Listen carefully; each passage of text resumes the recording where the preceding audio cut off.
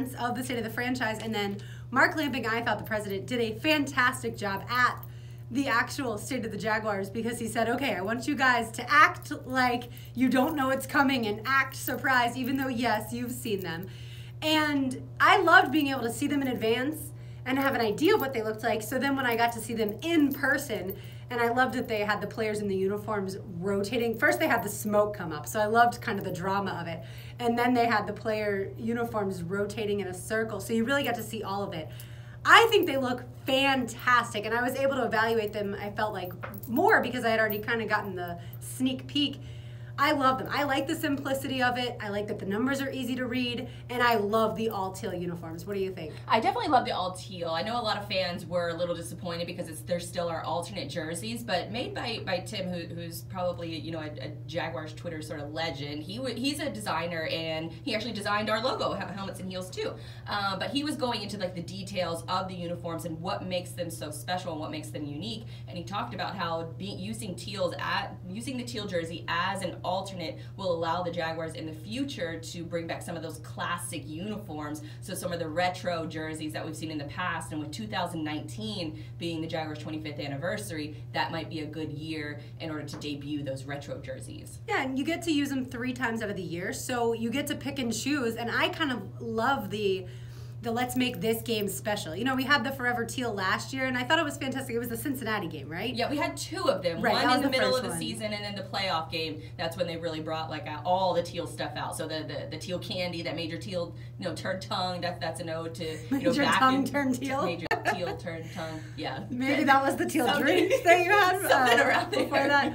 All right, and the Jaguars unveiled that they have a partnership now with Pet Paradise, and they're creating the first dog park in all of the NFL. And all the reactions I saw and heard were people super excited about it, including myself. But I saw you tweet, why would the Jaguars do this? So why are you against having the dog? I just don't, I cannot fathom. And after our dog in the bed discussion like a few weeks ago, where I got sent a ridiculous amount of dog pictures, which all of your dogs are very cute, just not in the bed under the sheets. But in this particular situation, I thought, who in their right mind before a football game thinks to themselves, I really wish I could bring my dog to the game? That thought has probably never crossed anyone's mind. So the idea that you're going to have a section of the stadium dedicated to just dogs is just weird to me. I just don't understand why you would want to bring your dog to a game where you're likely going to spend the majority of the day in the hot summer sun, not summer sun, but it is technically summer if other teams come down here. It's 100 degrees for the first 4 months of the season. So it's one of those things that it's never crossed my mind. So I get why the Jaguars are doing it. They're trying to make the stadium a unique, fun experience, a different kind of experience. But I think there are different ways you can do that than besides bringing the dogs to the stadium. So let me give you a couple reasons as to why I think it's awesome. So for instance, we do our show for a 1 o'clock game. We get there about 7:30, 7:45 in the mornings to the stadium, right? Well, if my boyfriend goes with me, that means we're leaving the house at 7 a.m. and then we have to leave the dog unoccupied until 5, 6, depending on traffic, sometimes at least 6. 7 p.m. Right. So this enables us to not have to beg people to come over and let the dog out. All we would do is drop the dog off. Now, assuming that the dog park hours are extended like my hours are, and I assume they will be. So we would be able to drop the dog off, go about the entire day, and never have to worry that we've left him alone for that long. And there are times when you can't find people to let the dog out because everyone else is going to the Jaguars game. So for instance, that would be a great thing where you don't have to worry about it. Drop the dog off, pick him up, boom, you're done. The other idea is somebody coming from out of town who has a 4-hour trip. They could bring their dog in the car, drop the dog off, and then pick the dog back up and take the 4-hour drive home. I actually had a guy tweet me that he's a doctor in South Carolina. He comes down for every game and for every home game, and a lot of times the problem is the dog. So don't you think that this actually solves some people's problems? No, it's not. It's a football game. It's not meant for animals.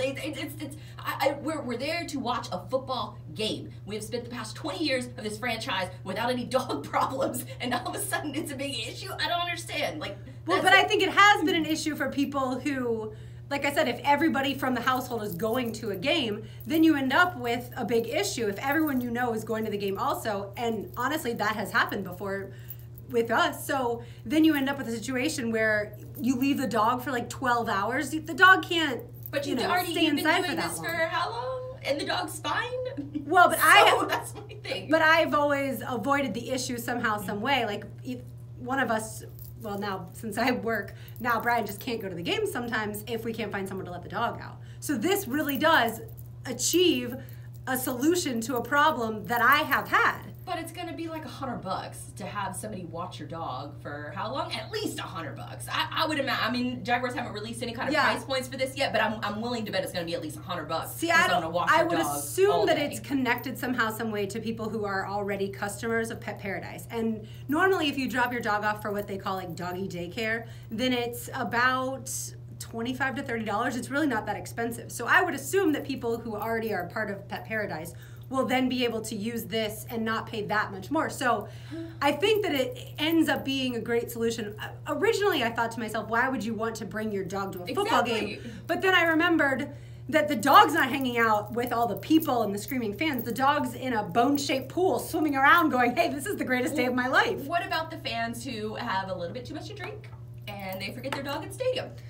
Who's going to watch the dog? Those people probably should not bring their dog or maybe even own the dog if they're going to forget the dog. I'm also a little upset that this used to be, it seems, I think they're building it in the south end zone where the State Farm fan zone used to be. And I used to love that area because it was right beside my section in 203. And I was able to go in there, get some really good food, get some AC. They had, recliners that you could watch other games on. So I really loved that area. They took it away the last couple seasons. They took away like our nearest, sort of AC ventilation spots. They've also taken away the AC benches, which if there were some more AC benches across the stadium, I probably wouldn't be complaining so much. But they replaced the State Farm AC area with a dog park, and I'm just...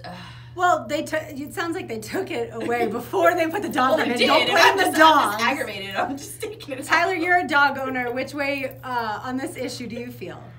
I fall right in the middle, and I know that's like the absolute worst way to handle the radio segment. But I don't feel like Blythe to where it bothers me, and I don't feel like Lauren to where I think I would use it. I don't think I would ever bring Samson to the dog park because of probably the price and the hassle as well. But if you had to leave him for 12 hours, wouldn't you find that as a better option? I would probably try and find like a family member or a friend to watch and cut that price down to 0. Yeah, but I don't think I would ever try to bring my dog to a public setting where there's 60,000 people walking around. I don't know how he would react. That's true too. You don't know how the dogs are gonna get along with each other in the dog park, in a stadium where you have all these fireworks and stuff going on. Well, all dog parks, or not dog parks, but all dog kind of boarding facilities will make sure that your dog first gets previewed and gets kind of like, not tested, but they'll socialize your dog and make sure. Flyovers and fireworks. Well, no, those are, the flyover might be a good point. I guess I know my dog, and my dog would care about one thing only, and that is the pool. Because of the fact I've seen him in pools so many times, that's his favorite thing on earth. So he would love to be able to swim around, and I don't think any of that other stuff would bother him. The noise wouldn't bother him whatsoever. But I understand the price point. Once more information comes out about that, then yes, maybe this is reserved more for people who have a little bit more money. And there's dog parks all over the city. If it's this much of a problem, drop your dog off at a real dog park and don't bring him to a football game. Well, a lot of the dog places that I've taken mine to are not necessarily open for this long on Sundays. So that's where people may be running into the issue of they want to get down and tailgate, let's say at 8 a.m. But the dog place isn't open until maybe noon, and they're open usually for shorter hours on Sunday. So that's where I do think that Pet Paradise was probably very smart in thinking, let's tap this market of people who will spend a lot on their dog and want their dog nearby. And I did love the fact that you can watch your dog from your seat. Good luck with that Wi-Fi. Well, yeah, the Wi-Fi part might be difficult, but I think that's awesome. So you could check on your dog, and if it's, let's say, a trial run, you could be like, oh, how's he going to do during the flyover? Or when the Jaguars score the first of 70 million touchdowns. Like, social media-wise, I do think it will create some great content. I just, long-term, I hope this is not a staple in the stadium. Well, I would assume it would be because, I mean, they're going to go through the investment of building the third pool in the stadium.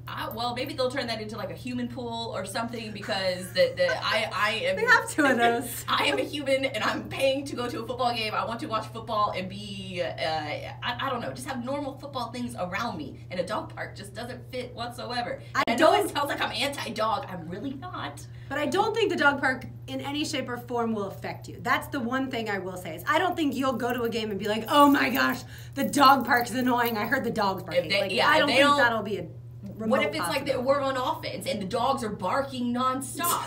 That's the detriment to the play on the field, right? I highly doubt that they'll have so many dogs that the dogs barking will be an issue. Like barking in unison. I'm sure that they had all these conversations in the planning stages too. But I'm sure, like I said, that there will be a limited amount of dogs that are allowed.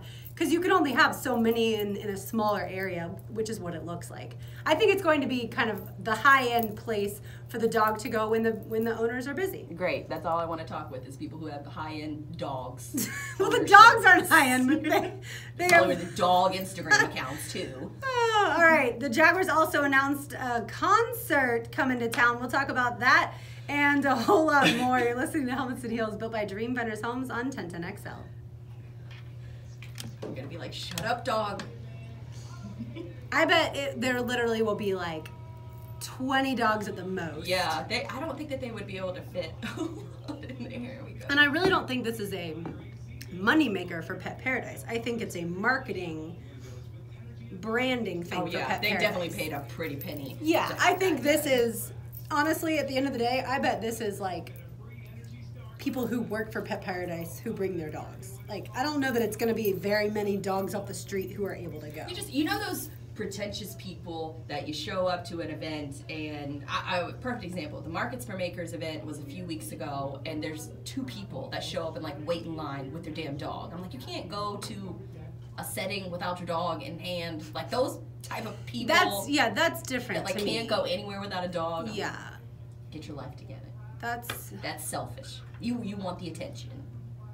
Or you think your dog is a person. And there are people that are like that too. I'm not in that category where like I bring my dog to places. I think my dog is perfectly fine getting walked, getting fed, and hanging out at home. I don't think he needs to go over to my parents' house when I go over there every single time. Occasionally we'll bring him to a friend's house because they live a couple blocks away, but I am always making sure that that's approved because the last thing you want is like to have a clean house and then someone brings their dog over unexpectedly. So I'm not like that. But all over you. If it's like $30 to bring him, it would be great if it was that's a perfect. Really good price point. But I'm thinking it's going to be at least $100. And that part will be really interesting. Hopefully. All right, let's try out. Oh, good call, Tyler.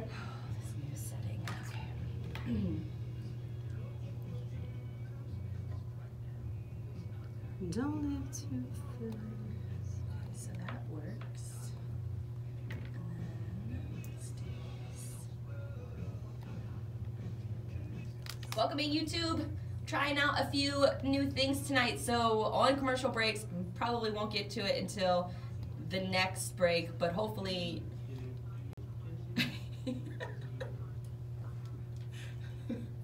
Alex is watching us on his TV. Oh yeah, he is. Okay. All right, let's get this shot. I'll come back with a few cuts from the guys that did the franchise. Okay, awesome. Thank you.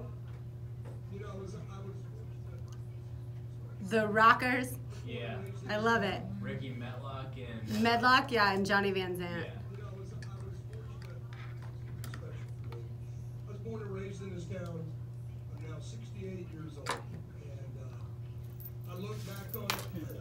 I was here still living in Jacksonville when it was announced that the Jacksonville Jag NFL team. And I just thought that was just the baddest thing I'd ever heard in my life. Hey, Tyler.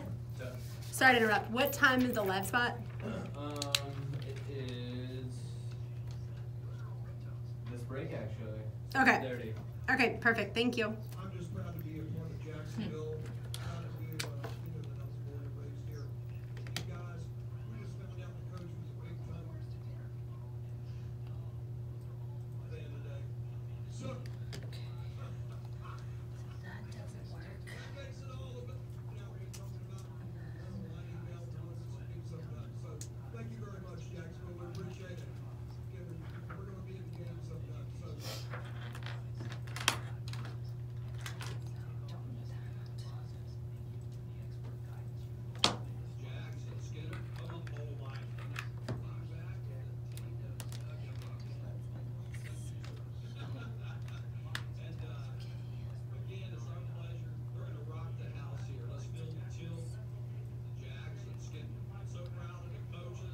Oh, I forgot to write back to your Laurie Fitzpatrick question. Yeah, I just figured it was too late to get her on tonight. Oh, yeah. Because I don't like asking people like, oh, can you do tonight, when I feel like, you know what I mean? Like, I feel like that's almost disrespectful a little bit. But definitely next week after the draft, I think would be great. We have Ashlyn at 8, so any other time. Okay, perfect. Is fine. Ideally not one segment before or after, but so like 7:18 or 8 the last segment. Thank you. Yeah, would she be might be good. Good. I think I've never liked people in the first 30 minutes. But 2 interviews back to back might be too much. Yeah. So maybe like the She could do the last segment for so like 8:38. Yeah. That's a really long segment too, so we could have her for as long as we need her. I burned a piece of my hair off and now it sticks up all the time. With a flat iron? Blowout? You see it? You gave it to yourself or someone else did it? No, I did it to myself. Oh. I didn't know people could give themselves blowouts. Yeah. It's just a special hairbrush that you buy. There we go. Just blow dry in sections. Thank you. That's all.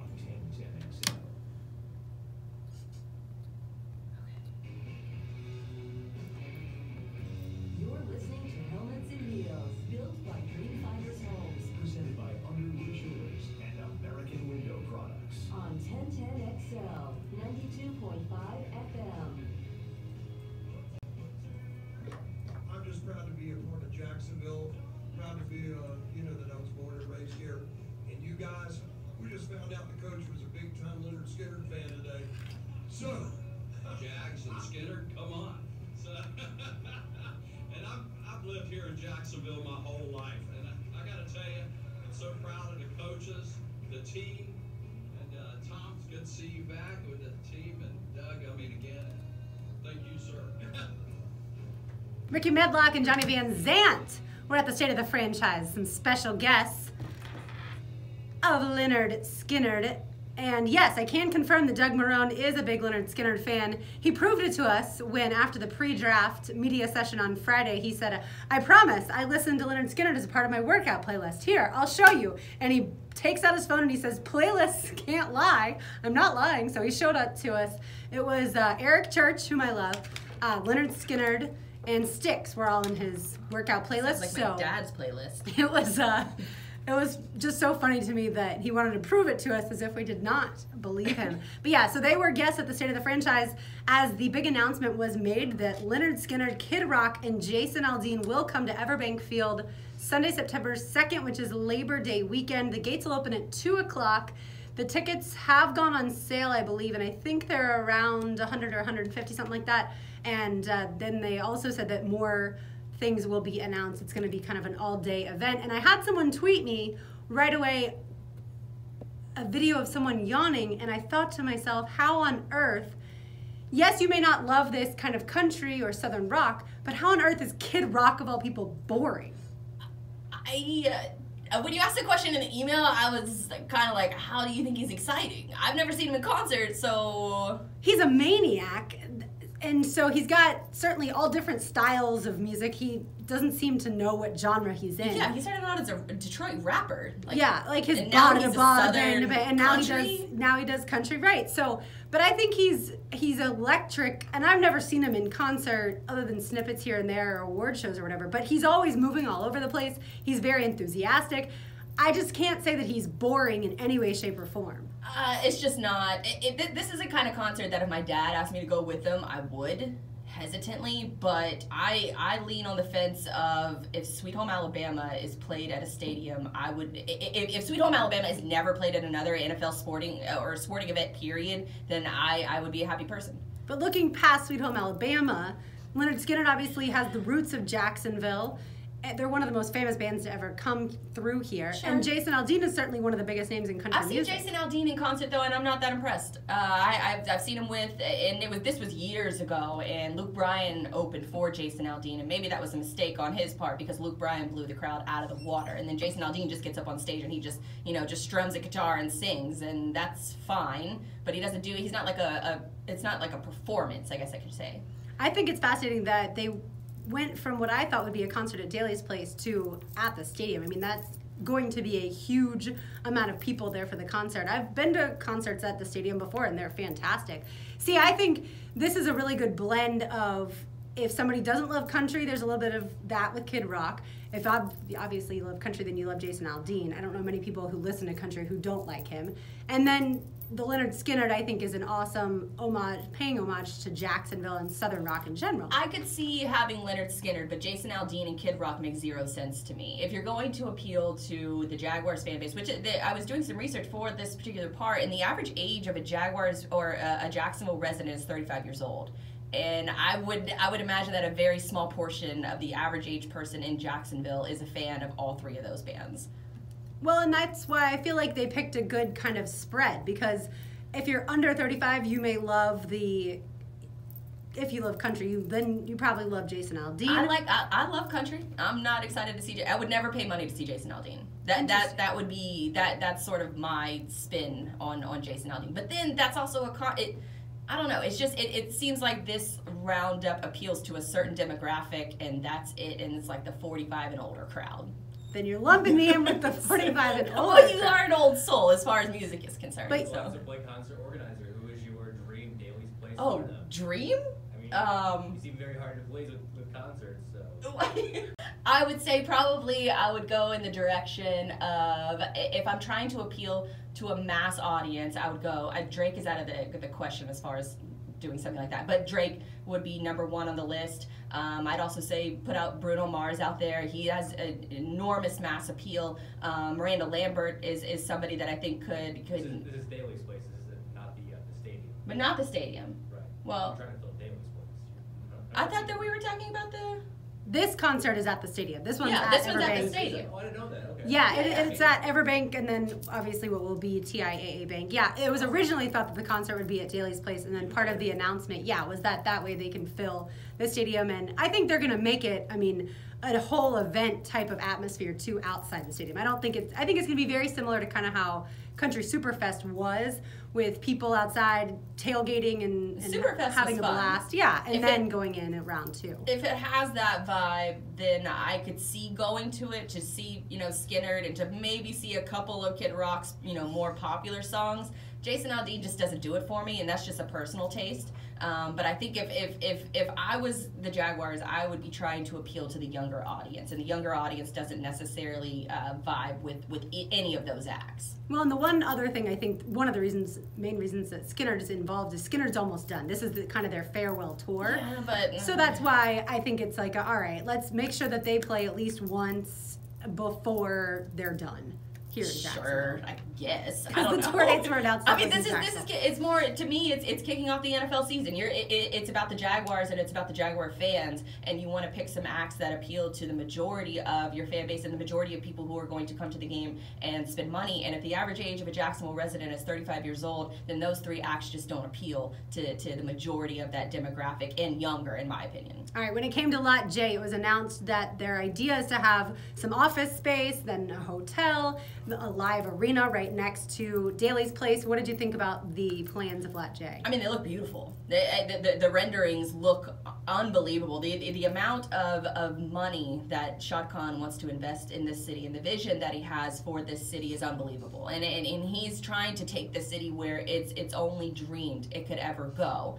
But we've seen these renderings for a few years now, and nothing has really happened, and I think that's why you're going to see the development, specifically within Lot J, completed well before anything happens with the shipyards, because the city council, they just drag their feet. They've always dragged their feet, especially when bringing a team here to Jacksonville in the first place, and I don't see them sort of falling in line with how fast Shad Khan wants to move with a project like this. He got those scoreboards built in, less than 8 months, and so that's something that Shad Khan, when he has a vision, he wants to go after it immediately, and I think that there's a little bit of frustration with the lack of the development of the shipyards and the cleanup that's going on in that area, and that's why we're seeing the development within Lot J now. Yeah, I think this area is perfect to start on because of just the sheer magnitude of the other area on the river. That's going to take years to develop, and I think they realized. Yeah, I think they realized that. Certainly you have to deal with the whole contaminated underground stuff, and I am not remotely smart enough to know how you figure all that part out, because that's with Lot J too, in addition to the area alongside the river. So they have to clean up Lot J too. They do, yes, but that's a much smaller area, and they can kind of, I think, control the process a little bit faster than maybe some of the other permitting that has to go through the city. City Council needs to stop dragging the feet on this stuff. This shipyards is just prime real estate, waterfront real estate, and the renderings, if we can even make half of that happen, it's incredibly beneficial to all residents within Jacksonville. Absolutely. To make it an area where people, it's really walkable and where people want to come stay, want to come shop, and certainly some people work, then that'll provide more revenue for the businesses on a day-to-day basis, not just a weekend or event basis. So I think the idea is brilliant, and hopefully we can see this come to fruition in the next 2 years versus, yes, years and years down the line for the rest of the property. The shipyards, I think, is going to be, in order to see it to come to full fruition, it's going to be a couple decades, I think, as far as the renderings are concerned. If those renderings stay the same, which they probably won't, until the city council just, like I said, just stops dragging their behinds and let Shad Khan let a billionaire invest in your city. Yeah, and they said at the State of the Franchise about $2 billion is what this project is going to cost. And I definitely get excited when I think about our city having an area downtown that people talk about and that people want to come to. And you see the pictures of the Cordish companies, the company that's the developer, pictures of other properties that they've developed for other sports teams. And it's like, yes, this is what we have always needed. Are there certain parts of town that are lively and thriving on a Friday night? Of course. But it's not anywhere super concentrated near downtown and near the stadium or near the baseball stadium, near the arena. So I think that part is going to be fantastic, especially for people who've lived here for so long, like we have, and have seen small changes, but nothing of this magnitude. Right, and with this sort of development, that's key to getting Jacksonville more events, like, I wouldn't say like the Pro Bowl, but like the NFL draft in the future, getting the draft at Daly's Place, getting a future Super Bowl to come back into town. This development of this area is key to downtown. Oh yeah, absolutely. Especially the fact that they showed a hotel there. I thought to myself, I wonder where that idea came from, with the fact that they had the Super Bowl and there weren't enough people. By the way, the interesting part is we used to talk about the draft coming to Jacksonville and being held in Daly's Place. Well, just like this concert was moved out of Daly's Place into the stadium, we're going to see Thursday night that the draft in Dallas is held inside AT&T Stadium and not in a smaller arena. So there's going to be 70,000 plus people there for the draft. So I do think if Jacksonville gets it, it would have to be held at Everbank/TIAA Bank Field. I've done a lot better with that, by the way, than I ever imagined. I just call it the bank. Just make it easy. And that makes sense, too. At the State of the Franchise, I believe the president got up from TIAA Bank and said, just call it the bank, right? It's still locked down the bank. It's still the bank. You don't have to worry too much about it. But I'm trying to train myself to get there. Speaking of the draft, it is Thursday night. Assuming the Jaguars pick 29th, Blythe, who are they picking? I have no idea. This is such a weird spot. I know we've sort of talked about this over the past, ever since really the season ended, that the Jaguars are in a precarious spot. We're picking sort of later in the draft, 29th spot, and it's one of those things that I don't know how to really react without picking in the first, say 30 minutes or an hour of the draft night. And so there are a lot of things that can happen even within the top 5 of the draft. I've heard some analysts say that quarterback could be chosen at 1 through 5. All top 5 spots could potentially be quarterback positions. So it's just one I know people don't like to hear it, but I really have no idea who we're going to take, except for the fact that I think it is going to be on the offensive side of the ball, and it's probably going to be a guard. This is a really good draft for guards, not necessarily tackles. But then I heard a really good report today about James Washington from Oklahoma State. He said that he has the capabilities. He's built like a running back, sort of a freak athlete, and he has the ability to be elite in this league. So that could be a good target for the Jaguars. I don't know that they go after wide receiver after the signing of Dante Moncrief, but I think that could be acquiring a wide receiver of that kind of talent, that kind of ability later in the round. That's good cheap talent that you'll have for the next 3 to 5 years. I'd like wide receiver, fine at the position, but when I went to the pre-draft media session and luncheon, they basically said, Dave Caldwell said, there are a lot of wide receivers in this draft, and it's very hard to evaluate because of the spread system in college football. So to me, that kind of said, we're not going to be spending our very first round pick on a wide receiver. Respectable. I would love it to be the tight end Hayden Hurst that we had on the show earlier. I've talked about the fact that I would want a Jaguars to take a tight end with the 29th pick for months now. I would, especially when you go back and look at the stats of some of the guys that were tight ends in the Final Four, whether it's Zach Ertz, Kyle Rudolph, obviously Rob Gronkowski, who decided he is coming back for the 2018 season, surprise, surprise, right after Tom Brady said he would. So I would love a tight end. The problem is I don't think Hayden Hurst is going to be on the board at that point in time. And so I think the Jaguars will end up going with an offensive lineman, and we'll all go, okay, now I better watch some film of this guy because I probably don't know. Which I'm A-okay with. I'm an in the trenches kind of girl, and build up those trenches, protect the run game, protect Blake, give him a chance to succeed, and let's go do this. If the Jaguars take Louisville quarterback Lamar Jackson, you will be blank. Don't tell me now. Tell me after the break. You listen to Helmets and Heels, built by Dream Partners Homes on 1010XL.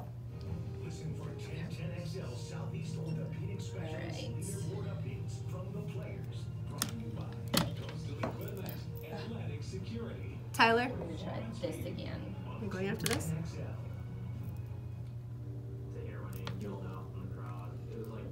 Hey, Tyler. Is it this break? Oh, I totally forgot about That's it. fine. We'll do it next break. Yeah, okay, sounds good. I just wanted to see if I needed to be ready. It's snowing in Denver right now, everybody. I'm watching it snow on this fresh-faced young man. I always forget his name. It's like James My something. hometown had snow last week. What'd you say? My hometown had snow last week. It's literally like really snowing on the guy who's doing the report from Denver for the draft. Like really snowing on Oh, him. we just got a dusting. It wasn't much. Okay.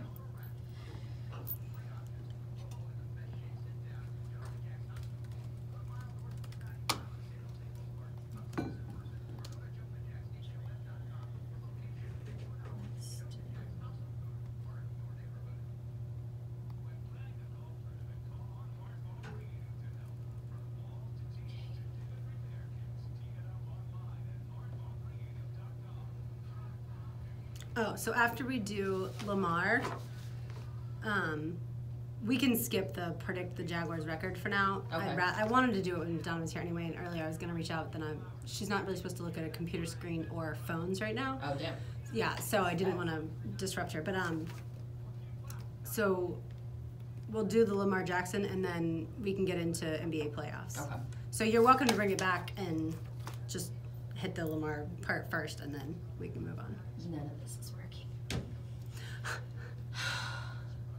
That's why I don't even attempt to mess with technology because it frustrates me far more than it pleases me. Aggravated. By the way, Mercedes is on right now. No longer a Jaguar. Is anybody signing him? Probably not. He's doing this. I don't know. I saw some report that said he might do MMA. What? Yeah. I mean, he always trained in MMA in the off seasons to get in football shape, but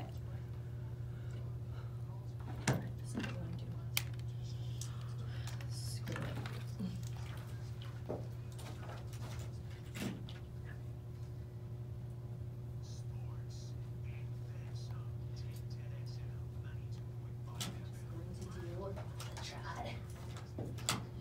Tested.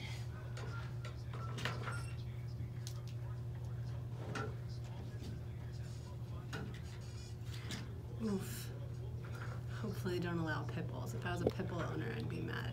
I wonder if they are going to restrict any kind of certain breeds. I would think as long as the breed has gone through their socialization test, then they might be okay, but you never know.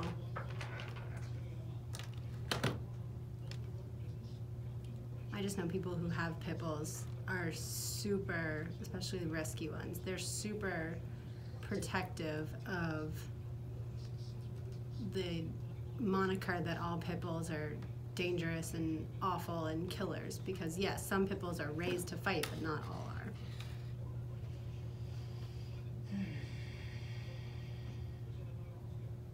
Ugh, I'm aggravated. Okay. What are we talking about next? I'm sorry, I missed that part. I was gonna say you can bring it back. No schedule. Just hit Lamar, Okay. and then take it away. whatever you want to do from there. You can start with NBA playoffs, or you can start with rude customer service. Yeah. You can start with the dating, whatever you feel like. Keep that in order so I don't have to touch anything. How did I? By the way, Tyler. What's up? Were you mad this morning when your mic got cut off, or do you not care? No, Jeff hates when I talk basketball with him because he doesn't know what he's talking about. And he changes his opinion while he's debating something. And instead of furthering the debate, he just turns my mic off. Yeah, like, I heard it. He does that when he gets angry with me. Which, I don't care. It's not anything personal, but... Yeah, okay, good. There we go. I think it makes good radio. We got a lot of reaction on it. Oh, yeah, good. BBC.com.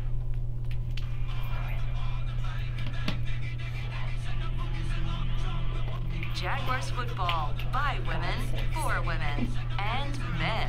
Helmets and heels, built by Dreamfinders Homes. Presented by Underwood Jewelers and American Window Products. On 1010 XL, 92.5 FM. Welcome back into Helmets and Heels, built by Dreamfinders Homes. What a great song! Terrible song. I mean, it's not a terrible song, but still, Tyler just does stuff like this to annoy me. I love it. There was a brief time in my high school days when my car radio didn't work because it used to be connected to the battery and I had to get the battery replaced. And long story short, I didn't have a car radio that was working until I could take my car to the dealership.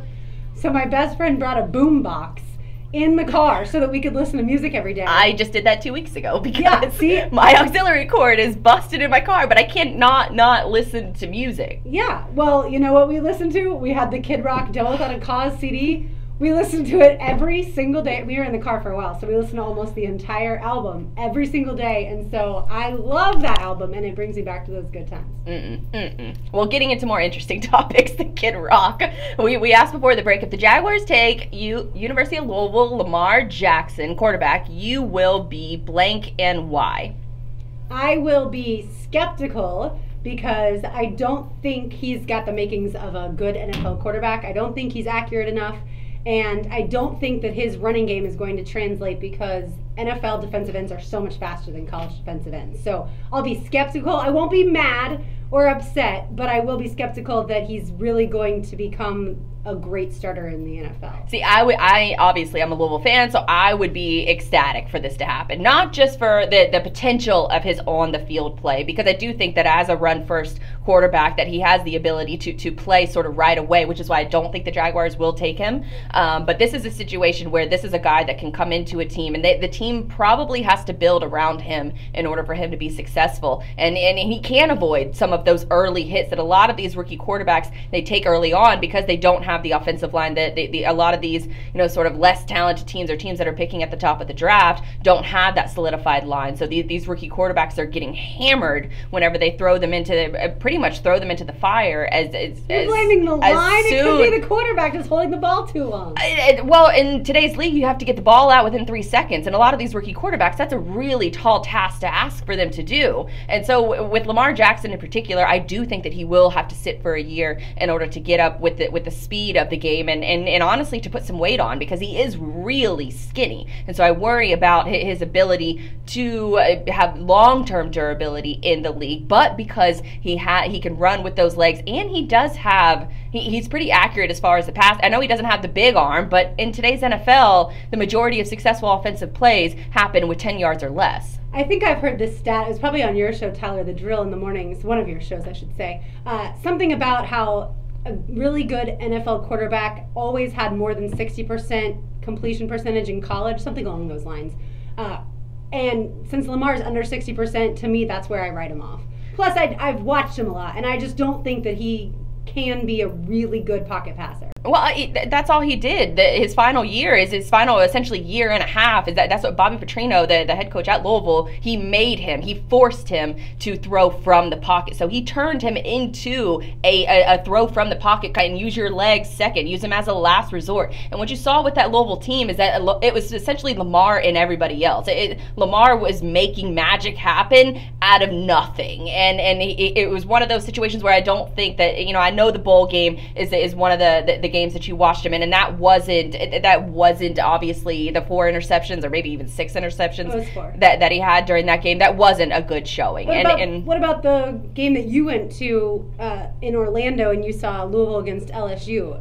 To me, that's where I get a lot of the comparisons to NFL defensive ends because the LSU guys were able to get to him. Well, those two situations were both bowl game environments, and like I said, I think that it's essentially Lamar and the rest of the team, and he's trying to make something out of nothing. And I could make a strong argument that Bobby Petrino's play calling played a major factor in those games as well, and their bowl games. This is a guy that won the Heisman Trophy 2 years ago. He had better numbers last year, and arguably could have been in the Heisman running again, but the teams just didn't get the wins. And so for me, that Lamar Jackson is one of those guys that has that elite level talent, but he has to go to the right situation, and I think he has to sit for a year. But this is a situation in Jacksonville in particular that the minute, if say they do draft Lamar Jackson, and the minute Blake throws an interception, Boo Birds are coming out. And Lamar Jackson is going to be the cult favorite on the team, and they're going to be pushing for him to start. And it could ruin everything that the Jaguars have built over the past couple years. Yeah, and I hope that it wouldn't be the first interception, but when you say the cult favorite on the team, do you mean within the locker room or do you mean within the fan base? Probably both. I mean, we've seen how vocal some of these athletes. Jalen Ramsey has been,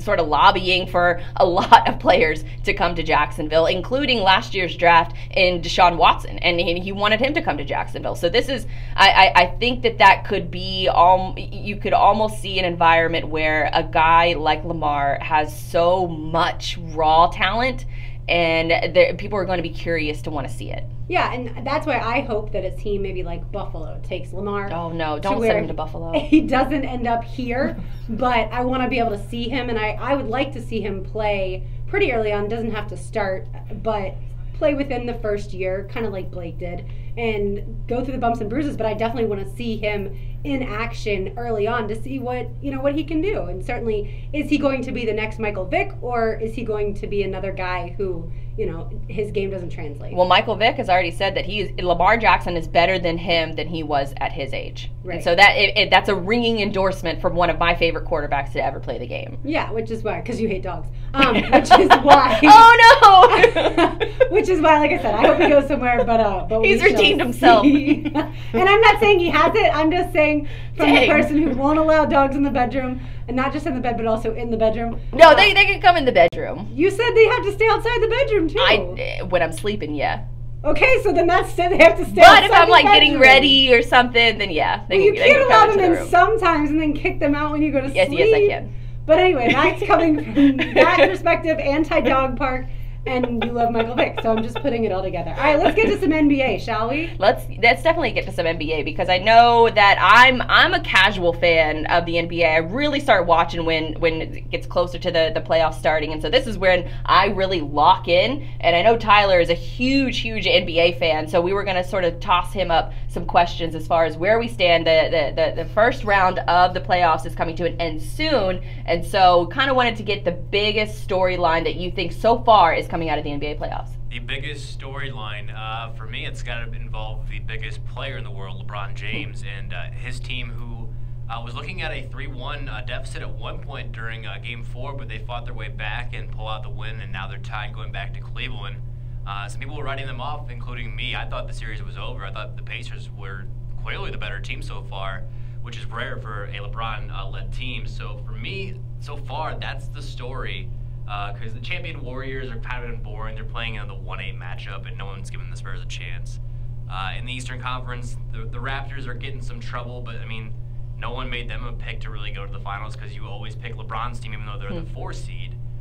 So, yeah, I think it's got to involve LeBron as the top overall storyline, because people are kind of down on him in Cleveland so far. Tyler, you don't necessarily cheer for LeBron, so I want to get your perspective, and I know you kind of think he complains at times. Do you think that he does get fouled, say, more than some other players, and they get away with it? Absolutely, and I mean, you said it exactly right. Like, I'm not a LeBron fan, but I have to be realistic. He's so hard to referee. It kind of reminds me of like a mini version of Shaq. Like, Shaq would get more fouls than anyone in the history of the league, but because he was 7 feet, over 300 pounds, I mean, little chops on his arm when he's going up from a 6 foot, 180 pound guard is nothing to him. but it's still a foul. It's affecting the way he's going up. But a referee is thinking, this giant man's getting hacked by a guy who's a third of his size. Right. He's not going to call a foul, so he's refereed differently than the rest of the league. And that's similar to LeBron because he is always driving to the league, and he's almost always the bigger guy at the rim when he's going up. So he's overpowering these guys and pushing them back with his strength. And so the referees are kind of reluctant to call that. And he's already getting star treatment as it is. So with a guy who has the ball in his hands as much as he is, I mean, he's probably getting fouled on almost every single play. And as a referee, you don't want to call that. I mean, it just slows down and bogs down the tempo of the game. So, let's say that the Cavs lose in the first round. How do you think that affects LeBron's legacy? I don't know if it really affects his legacy, but I think it really would have to affect his offseason plans. And everyone's kind of saying now it's more likely than not that he's leaving Cleveland. I don't know where he's going. You could say San Antonio to join Greg Popovich, who's like one of his best friends, at the head coach there in San Antonio, going to LA with the Clippers or Lakers possibly, or even staying in the East and going to Philly. But I do think if he loses, there is a increased likelihood he does leave, which, I mean, that's in shockwaves to the sports world for a long time if he ends up leaving Cleveland for a second time. And that would absolutely affect his legacy, but the result of not getting to another NBA Finals, which I think would be his 9th or 10th in a row, which is an unbelievable achievement on the surface. But if he does end up leaving because he comes up short again this year and leaves, I guess, his hometown ball club for a second straight time, it's got to impact his legacy, and it kind of, for me, it makes him a guy that when adversity has faced him in Miami, in Cleveland, and now in Cleveland round number 2, when adversity has faced him, he's kind of like gone another way. Except when he's down 3-1. Right, like here in Cleveland, midway through the season, he didn't like his roster. I mean, Derrick Rose was terrible. I mean, Dwayne Wade was kind of old, and D Rose can't even make a jump shot anymore. So he basically like played himself to blame. Pseudo GM and got rid of like half the roster and turned it over. And now he's trying to maneuver that into a first round victory over the Pacers, which they're tied 2-2 right now. So when he doesn't like his team, he kind of just says like, get rid of these guys, give me someone else. And if he doesn't like his team altogether and can't really have the flexibility to make those moves, and he doesn't see the ceiling for Cleveland being there right now, he might be leaving. Well, let me ask you both a question. So I think it's completely preposterous and ridiculous that a reporter already would be asking LeBron about his legacy. A, he's not finished playing, but B, also, he's literally in the midst of playoffs right now.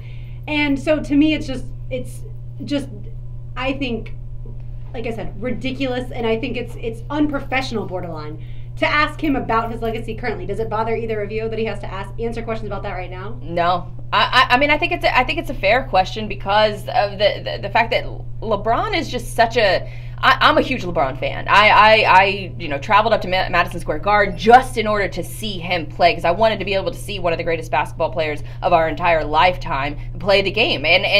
But I do think that I know that he's more than just a basketball player. He has a lot of other things going on. He has his new channel or his new TV series that just started. He has a new sort of, I guess, like a creative partnership deal with his company that is allowing other athletes to create their brand and create their voice outside of the sport. So I think he wants himself and other athletes to be known as more than just the sport that they play in, which I think is really powerful for a lot of these guys who only know their sport coming up. And with somebody who is so concerned about his legacy, he reads all of the social media reports and he comments on everything, and he's very forward thinker. I think that he is concerned about his legacy, and I think that he actively works towards enhancing that legacy, as he should. I mean, this is a guy that's never done a thing wrong. He's always tried to do the right thing and to say the right thing, and he's a little passive aggressive at times, and he says some stuff that you probably wish that he wouldn't say. But I think that comes with the territory when you're one of the greatest athletes in playing in sports nowadays. I would also agree. In terms of, I just totally lost my train of thought. See, I think the it's legacy of LeBron James. I think it's narcissistic that he's talking about his legacy. Well, A, he's being asked, but if it was me, I'd be like, hey, I'm not going to answer any legacy questions until my career days are over. Well, he's always asked about that. I think you have to ask that question, though, because think about it this way. If LeBron James answers a question in any way that's not the correct way that society wants him to answer, if he says something like, I think I'm at my point in my career where I've accomplished, enough to be in the conversation with Michael Jordan. Even just a soft statement like that is going to be plastered on every single sports channel, TV show, highlights, your local news in Cleveland. It's going to be everywhere. So if he says something along the lines of, I think I'm more accomplished than Jordan, or even say better than Jordan, I mean, my God, that's a soundbite that we played on every radio station in the country. And there's a lot of shows that are strictly dedicated. They will ask this question every single day, the LeBron versus MJ debate. Every single day, that is a topic. And you have these LeBron stands out there, and you have these MJ stands out there that will fight to the death of how these two players compare against each other. So I think that he's just sort of used to being asked those questions all the time. Yeah, and I guess if he had announced that this is his last year, then I understand wanting to discuss these things that are about when your career has been culminated. Oh no, he's definitely not done. I think he has at least 5 more years left in him. I don't know about 5, but I definitely think he's not done either. So that's why I don't think you can fight for his legacy, nor do I think you should ask about his legacy right now when it's possible he can win multiple more championships, right? He could also go down this year in round 1, never make the finals again, and we're talking about a different legacy. So that's why I just think it's a little presumptuous to ask about it now, or just too soon, too early. Let it play out, and then ask him all the questions after. That's not how this works. This is the media. Well, and that's why, because I'm in the media, I just don't think, I would never ask Tom Brady right now. Well, he's maybe a little different because he kind of flirted with retiring, but Blake Bortles about his legacy. Like, I just think, and granted, he's not one of the best players in the league, but I'm just picking a player who's certainly not close to done. Antonio Brown, Le'Veon Bell. I wouldn't ask either of them about their legacy on the game. I would wait until their career is almost over or over. But that's how I am. The difference with LeBron James, though, is that he's probably been asked about his legacy since before he even graduated high school. So he's tried to tread that line very carefully as far as like the MJ versus LeBron debate. And I think that this is a kid that, like I said, he's never done a thing wrong. He's lived up to the high expectations that have always been put on him. He brought the city of Cleveland their first championship in God knows how long, probably the only one they're going to see in the next 50 years. But this is a guy that's taken on tremendous amount of responsibility, and I think has handled it nearly flawlessly. And so the legacy questions, I think, is only natural for him, a guy like him. Don't sleep on the Indians there, Blythe. The Indians could win a World Series well before the Browns do. All right, when we come back, we're going to get into rude customer service. That has to do with the Greek Freak and a little James Harden and his beard. That's next. You're listening to Helmets and Heels, built by Dreamfinders Homes on 1010XL. Hey, this is Derek Trucks on my hometown station, 1010XL 92.5. If you are in the market for a Dreamfinders beach home, act now to receive a complimentary gourmet kitchen upgrade with the purchase of your new home in the Preserve at Ponte Vedra Lakes. If you haven't visited yet, hurry! This is a must-see for Ponte Vedra, and this deal only goes through April 30th when you purchase a home in the Preserve at Ponte Vedra Lakes. Starting in the high 300s, just use the code Helmets and Heels to receive your gourmet kitchen upgrade. That's Helmets and Heels for your complimentary gourmet kitchen upgrade, only at the Preserve at Ponte Vedra Lakes by Dreamfinders Homes. I was going to jump in and ask you how you felt about Ali LaForce asking LeBron about Yeah, I didn't want us to talk about it just because it seems like an old story by now for the show. But once it came out that she had already asked him, I was like, why did everyone freak out about this? That's so weird. I understand the human nature of most people is, hey, one of your best friends is going through an awful situation. Would you like to say something? And yeah, people said, oh, well, he could text him or whatever. You know what? Some people don't. Yeah, LeBron, whether or not he was going to text Pop, the one thing he knows that's going to get to Pop is the fact that he's going to comment on it and be real about it. And I think that kind of answers the question for everybody else in the entire league as to how NBA players feel about Pop off the court kind of thing. So I thought it was totally warranted. It made him look bad though when she came out and she was like, "Yeah, I asked him before," because it made his reaction look super fake. Well, but see, like, he's like, "Oh." But see, like, so he's like digesting the news. That was his reaction. That like. But he only got probably he probably only had like 10 seconds in between when she said something and when he was going to react. And as someone who, like, at the State of the Franchise, Dan sat down next to me and he goes, "Hey, I saw Father Kelly, who was the priest that I had growing up," and he's like, "Father told me that your friend is sick." I immediately started bawling. Like, then and there. I've talked about my best friend being sick with cancer now for years. And it was all of a sudden having a different person say it in a different way. And, like, so with sadness and grief, I don't think you can predict how, like, he may have been like, okay, I'm going to give a really good answer. And then she says it, and all of a sudden he realizes, like, the full weight of what his friend is dealing with, and the fact that now his words are going to potentially even get to him. And, like, I just think that that's the one emotion that you can't control. Right. You know what I mean? Judge. Yeah, like, Because for people me, deal with it's- death differently. Yeah, well, and for me, I can talk about how she's doing how, like, things are not going well. I can talk about it right now and be perfectly fine. And then in, like, 5 minutes, all of a sudden, I could all of a sudden just flip a switch and be, like, a gigantic mess and be like, I have to walk out of the show. I'm crying too much. So that's where I just think it's weird. It's just weird. I just think it's weird that people automatically, like, jump to conclusions with stuff like that. Not knowing the full scope, not knowing how things sort of work. Usually athletes are prepped with those questions before they are asked live on air, so they can come up with something decent to say, because you only have so many seconds in order to get that kind of content out. So you want them to say something, and you want to set them up for success. Well, and I don't know if all reporters want to set the person up for success, truth be told, but those kind of athletes should be. But those kind of athletes don't do those interviews post game with somebody like that if they're going to set them up for failure. Oh yeah, I would think so. Now, granted, I mean that's a question that's not controversial. It's a question. I don't think, even if she hadn't prepped him in advance, I don't think the question is controversial. No. I just think it's very personal. That's all. And everybody, you know, each reporter has a different relationship with these guys. I don't know how often Allie's in that locker room, if she ever is. She could just do the playoff games and that's it. But, like, the year that I covered the Jaguars, I think I would have been able to ask a player like Brian Walters, who I saw every day and chit-chatted with. I think I would have been able to ask him a personal question. Yeah. You know? So it's all about the relationship, and it's just You anything. have to gauge the conversation with stuff like that. Yeah, and anything with LeBron is certainly going to be bigger than life itself.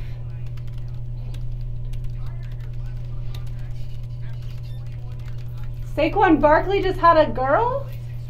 A little daughter today? Ooh, what a week for him. I know. I had no idea.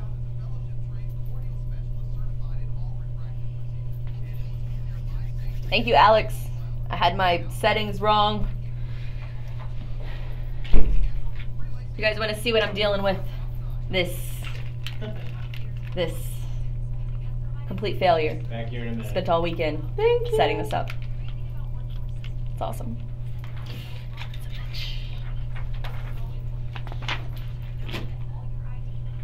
Do you want to bring it back to do the rude customer service and the first dates and all that fun stuff? Hi! What's up? How are you? Good.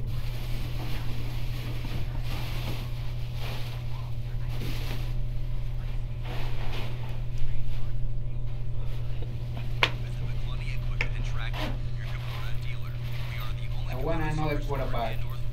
I don't want a quarterback either. I don't care.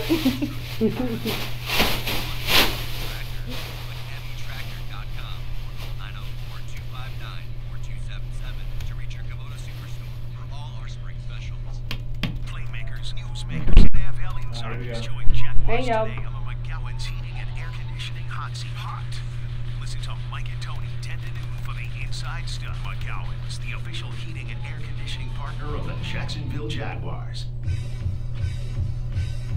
You're listening to Helmets and Heels, built by Dreamfinders Homes Presented by Underwood Jewelers and American Window Products. on 1010XL, 92.5 FM. Welcome back into Helmets and Heels, built by Dreamfinders Homes. My name is Blythe Bremley, and I'm joined alongside Lauren Brooks. Donna Murphy has the night off, and we wanted to talk about rude customer service, because I know that probably all of us have at least had one bad experience as far as customer service is concerned. And the reason we asked this is because Giannis Antetokounmpo, I think I said that right? Antetokounmpo. I phonetically spelled it out. Antetokounmpo. It's obviously the hardest name in sports. sports. I literally watched a video earlier today of him telling people how to pronounce his name, and there's 2 different ways to pronounce it. There's a Greek way, and then there's like another way that he pronounces it, like with the the D Greek in way it. is like super phonetically, but it's Antetokounmpo. Oh, that's even easier than I always thought it was. Anyway, Giannis, who's that's Giannis.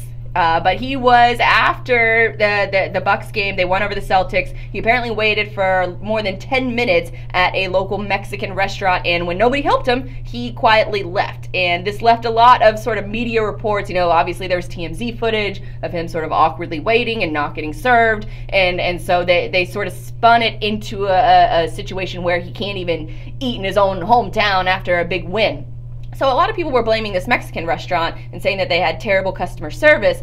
But Giannis's girlfriend took to Twitter after she saw, I guess, the reports of the bad reviews for this poor little Mexican place, and said, no, we go there all the time. This was just a misunderstanding. We will be back there again. So she sort of probably, just not even the playing field, but she put out the fire a little bit in regards to that particular story. But it kind of got me to thinking, if you're working at a restaurant and you don't notice what a 7-foot, 230-pound guy has been waiting for more than 10 minutes, I think that you have more problems at your restaurant than you're willing to admit. As someone who worked in the service industry, I know that I would notice a basketball player immediately, especially one that goes into a restaurant all the time. But have you ever experienced a bad customer service? Yeah, so one time a girlfriend and I went to a Thai place, and I'm not going to mention it because I'm sure this has only ever happened to me. We sat at the bar, got our drinks, got some water, and got our food, because at a Thai place you always need to have water because your food usually is spicy, or at least I like it spicy.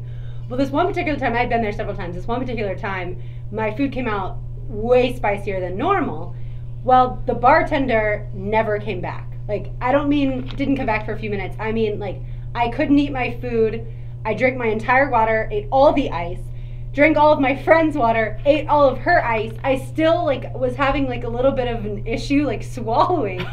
And she never came back. I don't know what happened to her, but eventually, after about 15, 20 minutes, my friend and I were like, we can't, even get a water. I can't do this anymore. I only had a couple bites of my food. So we both got up and we walked out, and someone did chase us, a hostess chased us out, and she didn't understand what had happened. I could barely talk because I was still coughing, and my friend explained what had happened, and the lady was like, well, I think you're in the wrong, you need to come back and pay. And my friend and I were like, did you not just hear? And I'm literally still coughing on the sidewalk, and my friend was like, did you not just hear? No, we're not paying. And then we left. So I'm sure something weird happened with the bartender. I don't as much blame her, even though she certainly should have come back and check on us. But certainly the hostess needed to understand what had just happened and not treat us like we were the ones in the wrong. She should have apologized and given us please come back again. I'm sure this won't happen to you again. So I survived, but that was the worst experience I've ever had at a restaurant. I've never had to do that with a customer. Especially, I worked in service industry for 8 years, and I've never chased down somebody because they left. I mean, it sucks when they do leave because you miss out on that tip, and some restaurants will actually make you pay if the guest leaves on your watch. And so in that situation, maybe, but sometimes you just take that L and you just, a lot of the times you just have to keep moving, and you have to, just next table up. That's sort of the way it works in the restaurant industry. But bad customer service, I had actually a hard time coming up with this. The only thing that I could really think of was a web development company that I hired years ago to do just a little bit of work.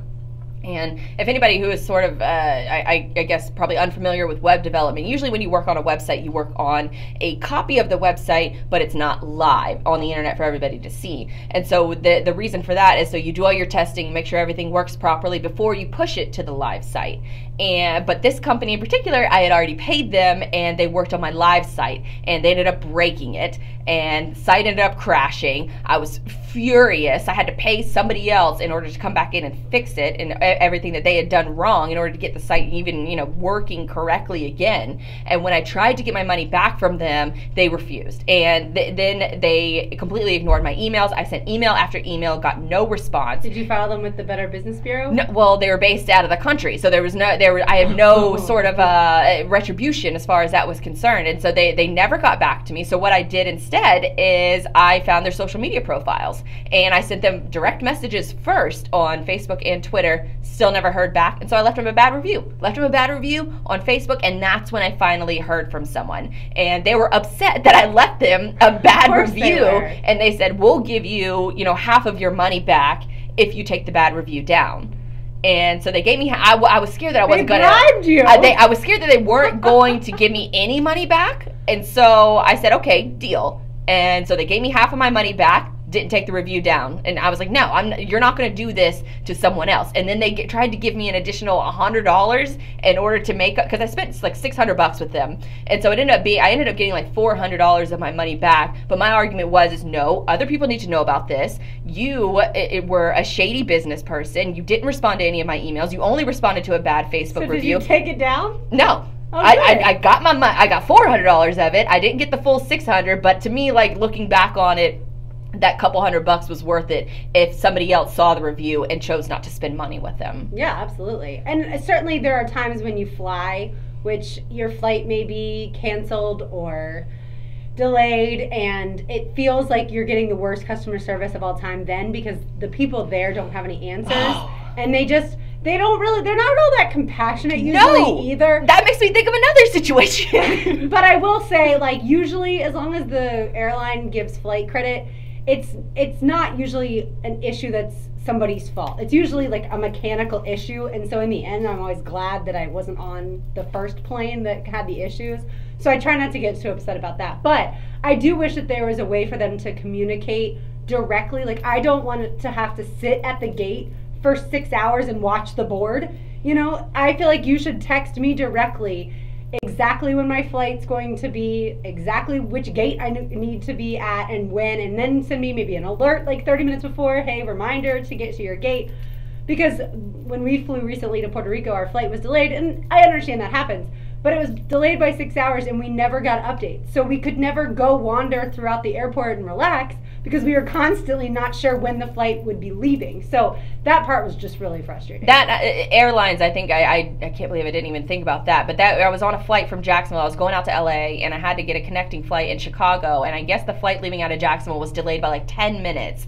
And so between that 10 minutes, my connecting flight hadn't left yet. And so when I'm in Chicago, I get off, and as soon as I get off the flight, I tell the flight attendant that's at my gate, I said, hey, are we still able to make our connecting flight? She said, yeah, we've already told them that they were going to wait for you guys. And so me and two other people, we haul butt through the whole airport in order to make it to the gate. And then we get to the gate, the doors had already closed. They wouldn't let us on. You had two little like 18-year-olds that are like flirting off to the side who work for the airline, and they're not paying attention. I start banging on the desk. Let me in. I'm making that flight. I'm taking a red eye out to LA. So if I don't make this flight, then I'm sleeping at the airport. And that's essentially what they told me to do. They said that we have cots over there that you can go sleep on a cot. And I said, I'm not sleeping on no damn cot. So did you get on the plane? No, I couldn't. The door was already closed, and I refused. And my stubborn behind, I went and got a hotel and slept in a bed for the night. And I say the night, I slept in the hotel for like 3 hours until I got the 5 a.m. flight. But they didn't pay for that for you. Well, I complained, and they did. Oh, okay. I was going to say, usually I wrote a nice email after that, and the airline gave me. Complaining will get you somewhere.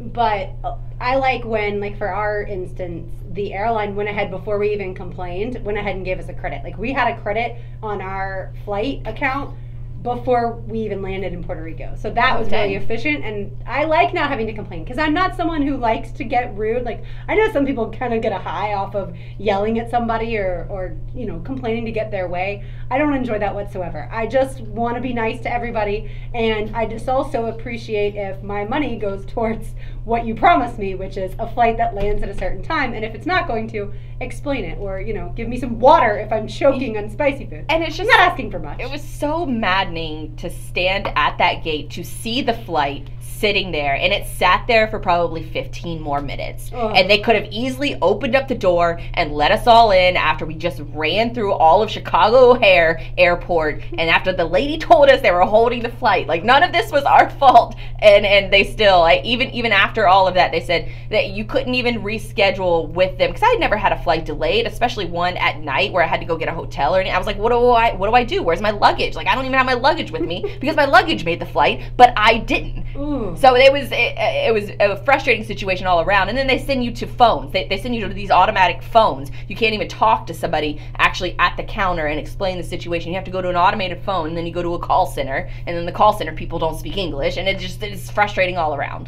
That is frustrating. I'm getting mad just thinking about it. I boycotted Chicago ever since then. Well, good news, we're not sending you to Chicago for anything anytime soon. But we will get into a little college football and first date experiences. That's coming up next, just in Helmets and Heels, built by Dreamfinders Homes on 1010XL. We really just spent that whole segment completely. It happens.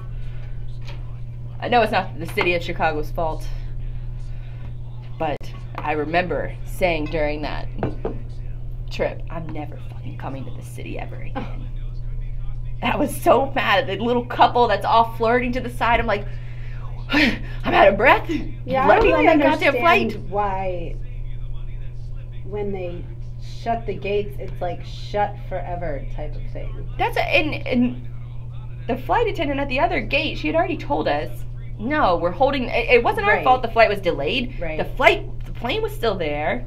That's the part that, like, I could never work in the airline industry because I feel like they just don't understand what you're going through. Like, I'm sure it's happened to them at some point, but it never feels like they feel bad for you. Like, I at least, like, even if you can't give me what I need at that moment, I want you to feel bad that, like, you just ruined potential. Like, for instance, for us in Puerto Rico, we were supposed to get in at, like, noon, like, land at, like, 12:30. So by the time we got to our place, it would have been like 3 p.m. We would have had a whole afternoon and evening to relax and hang out, and right, like, traveling, you know, can be stressful and long and blah blah blah. We had gotten up at 3 a.m. by the way to make our flights on time in Orlando. So then by the time the flight was delayed and we actually landed, and by the time we actually got to our place, it was like 10 o'clock at night. So not only did we miss like the whole afternoon, evening relaxation, we couldn't really get dinner. Like, I was supposed to see the country in the daylight, you know, because we were going across the country. It was all dark. I couldn't see a single thing. Like, it really did ruin our first, like, night there and traveling. I shouldn't say ruin, that's too strong. We survived. But it was just frustrating. And then, like, there's no sympathy for you whatsoever. It's like, oh, yeah, no, we don't have a plane. And we don't know when a plane's coming. Go sleep on a cot. I feel like that guy took a lot of pride in saying, because I even went to, like, was it not a gas station, but the whatever, like, convenience store inside the airport, and they had, like, I had no, like, face wash, I had no, like, deodorant, all of my stuff was in my luggage. And so you know, you've been flying, you feel gross, you just want to take a shower and go to sleep. And I went to this little convenience store, and I found, like, some elf makeup, which they sell for $1 a piece on their website or in Target, and they're selling them for $10 a piece. It's broken makeup there, and no face wash, and I go up to the counter, and I'm just angry, and I just put the stuff on the counter, and then they're like, we can't take cards right now. And my God. I just threw the stuff on there, and I just left. I was like, I'm done with Chicago. And see, that's why I always feel bad for the people who work in, like, retail stores and customer service like that, who, like, especially, like, let's say an airport, or like the airport restaurants. People are so frustrated at the situation, and it's not these people's fault whatsoever, but I feel like they bear the brunt of it. Yeah, I definitely felt bad that I took it out on the people at the store, but fuck American Airlines. Is that who it was? Yes. I didn't want to say them on air, but say it on the live stream.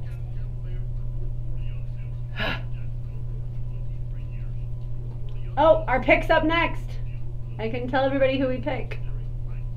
Is it really? Who's making the picks? Duraco on ESPN. Well, the Steelers pick is in, so we're literally like the next pick. Alright. He's announcing the Steelers pick, and then Since I can record it. yeah. Is this the media pick that? so it's for Duraco. ESPN? Oh. Yeah, Well, actually, he probably shouldn't air his stuff anymore. because He's a 9:30 guy. oh. He goes on with Seth Harp like 3 days a week. Yeah. Because Mike K's like on with us now. Like, Right, He's so not in he's- a contract with us or anything, but I think Duraco is with a contract with them. Oh, okay. Not trying to take down another video.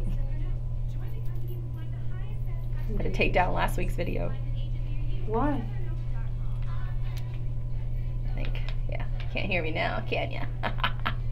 No, there's contract talks about Mike K and 9:30 and all that good stuff, and why he's coming on here. And I guess some fans were watching the live stream and thought he was leaving. So they're leaving Jacksonville altogether. And so it looked, I guess it looked bad for him. Yikes. So I was like, all right, I'll take it down.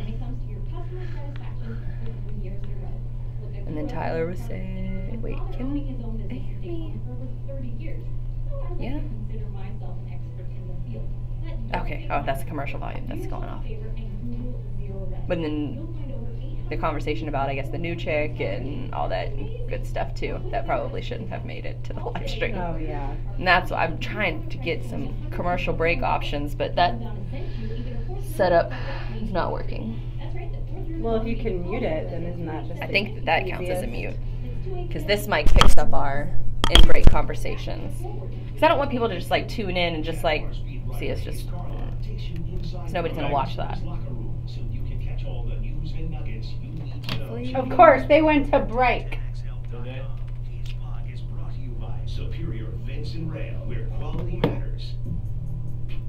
You're listening to Helmets and Heels, built by Dreamfinders Homes Presented by Underwood Jewelers and American Window Products. on 1010XL, 92.5 FM. The NFL draft comes up Thursday night, and the Jaguars are on the clock in the ESPN media mock draft. The Steelers just made their selection, so that means that ESPN NFL reporter Mike DeRocco will be selecting for the Jaguars here momentarily. They went to commercial as if the 29th pick doesn't take long enough. Man, I wish the real draft was this fast, by the way. But I'll let you know who D-Rock selects for the Jaguars with the 29th pick overall here momentarily. When it comes to spring football, so if you're a diehard baseball fan, you watch a lot of the spring training games. Makes perfect sense. If you're a diehard college football fan, you watch at least your team's spring football game, if not all the other ones. How much spring games have you guys watched to this point? Any? Nada. None Not for a you. second. Now, when is Louisville's spring game? I have no idea. Okay, so you won't watch it regardless? No, I have zero interest in spring football. But in preparation for this, I was surprised to learn how many people. Nebraska had 86,000 people at their spring game. Yes, normally, but because now Scott Frost was hired away from UCF, the quote-unquote national champions, Scott Frost is from Nebraska, went there, so he's drummed up this newfound excitement. 86,000 people. Yeah, absolutely. It just makes me think that there's nothing going on in Nebraska. Which, there's not a lot going on in Nebraska necessarily this time of year, but Georgia, I mean, Athens, there's plenty to do surrounding Atlanta, and I think actually last weekend there was a big music festival in Atlanta. So, and you know, a ton of dogs are from Atlanta, but they had over 80,000. 82,000. Bama had 74. Yeah, Penn Bama State always 71. has a lot. Yep, Penn State always has a lot for their blue and white game. Tyler, how much spring football have you watched to this point? 0. 0. Okay. Well, then I'm the expert of the three of us, so I'm going to take you through a few of my notes and observations from Florida, Florida State, Alabama, and Georgia. Now, feel free to stop and interrupt me with any questions that you may have, but I'm just going to mainly focus on the quarterbacks at each of these 4 universities because that's where the most drama is surrounding. So for Florida, you may have noticed Florida hasn't had a good quarterback in about 10 years. Well, I don't know that that's going to change this year either. Yes, head coach Dan Mullen is a quarterback whisperer, and his quarterbacks in the past, guys like Dak Prescott and Tim Tebow and Alex Smith, are all fantastic, or were certainly in college, if not farther along in the NFL. But I don't know that he's got a guy that he can take and groom and become the next quarterback at Florida, which is very disheartening for diehard Gator fans. But at the same time, hopefully he's got a guy in freshman Emory Jones who can become that. Maybe he isn't there yet, needs to put on weight. He's a little bit of a smaller guy, and he is a true freshman. He's literally only 17. So right now he'd be going through prom and graduating from high school, but he's an early enrollee. So he's not supposed to, I think, understand everything about the offense and look phenomenal. Although at other schools, early enrollees did. But I still think Florida's really far away. I was really impressed with 2 of the wide receivers. The problem is in Van Jefferson and Grimes, I'm not sure that they're going to be able to play because the NCAA hasn't ruled them eligible. Grimes, coming from Ohio State, has already applied for a medical hardship, but the NCAA hasn't ruled on that. Van Jefferson's from Ole Miss, So he's applying because his coach lied to him and Hugh Freeze about the allegations going on at Ole Miss. They weren't as bad as they were going to be. Yikes. Long story short, neither guy has necessarily been approved. Is Grimes any eligible. relation to Brent Grimes? No, I don't think so. Okay. At least not to my knowledge. The one good thing that I did take away, running back Jordan Scarlett, to me, who sat a year out last year after all the fraud stuff, I thought he looked really good, and maybe not really good, but I thought he looked pretty good. And Florida absolutely needs a guy. If they don't have a quarterback, they definitely need a guy in a running back that can take the load off. And I like him to complement the now sophomore Malik Davis, who you saw great flashes of last season, but then he got hurt with a knee injury somewhere towards the end of the season, and so he wasn't able to play in the spring game. As far as Kadarius Toney, he's the other wide receiver. You saw him a lot last year. He, to me, is just such a playmaker, and if the Gators can get any sort of momentum out of the quarterback position, especially if they can get Emory Jones in there to run the football some, then I think Kadarius Toney is going to be a perfect complement to him. Felipe Franks, the guy who started, for Florida last year, I still think he is just going to struggle. He was able to run the ball some, but Florida's spring game honestly was so gimmicky. It was hard to watch them count the points of guys who were standing on the sidelines who played for Florida years ago catch a football pass by just running on the sidelines and catch a football pass and count those points. Is it almost like like the Jaguars scrimmage with these spring games? Well, most spring games, like for instance, Alabama's and Georgia's, were taken very seriously. And it was just Florida's where I felt like they were having too much fun with it. And I think it needed to be more of a scrimmage like that you would see for the Jaguars. For instance, for Florida's spring game, the kicker went out on the field with the placeholder and nobody else. There was no line to block them or anything like that. It was literally just them lining up themselves. So it just was a very odd kind of feeling around it. And I know that Mullen's trying to gain a lot of excitement about the program, and I'm fine with all that. But when it comes to the actual spring game, I just thought it needed to be more game-like and less fun and rah-rah. Like, you only get one of these bad boys. And if you look to the really good programs, like Alabama and Georgia, they take it, especially Nick Saban, takes it very seriously. Are they full-on tackling? Everybody can get tackled except for the quarterback. Yes, so the quarterback wears a different colored jersey, and then you obviously, it's touch football with the quarterback. So it is hard to be able to judge these running quarterbacks because they can go for a while, and they know that they're just going to get touched and not tackled. So it is hard to kind of judge them. But when it comes to Georgia, we'll get to Georgia next. So I mentioned earlier that Emory Jones does not look the part yet for Florida as an early enrollee. Well, Justin Fields is an early enrollee. He was a 5-star quarterback, and he absolutely looks the part.